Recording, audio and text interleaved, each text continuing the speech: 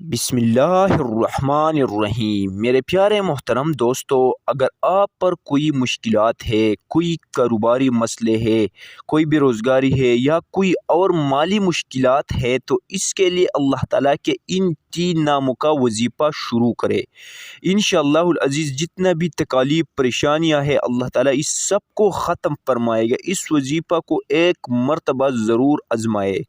طریقہ کار یہ ہے کہ فجر کے نماز کے بعد 121 مرتبہ یا اللہ یا رحمان یا رحیم کو پڑھے۔ جب آپ فجر کے 2 رکعت فرض پڑھے تو اس کے بعد یہ 121 مرتبہ پڑھے۔ اسی طرح ظہر کے نماز کے 4 رکعت فرض کے بعد پھر سے 121 مرتبہ یا اللہ یا رحمان یا رحیم۔ اسی طرح عصر، پھر مغرب اور آخر میں عشاء کی نماز کے بعد 121 مرتبہ پھر سے پڑھے، اور اپنے لیے آخر میں دعا بھی مانگے جو آپ کی حاجت ہے، آپ کی مشکلات ہے، اس کے لیے۔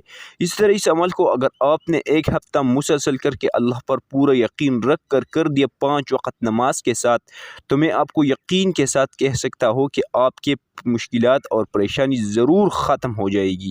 نا امید مت ہونا، اللہ تعالیٰ آپ کی تمام مشکلات کو حل فرمائے گا۔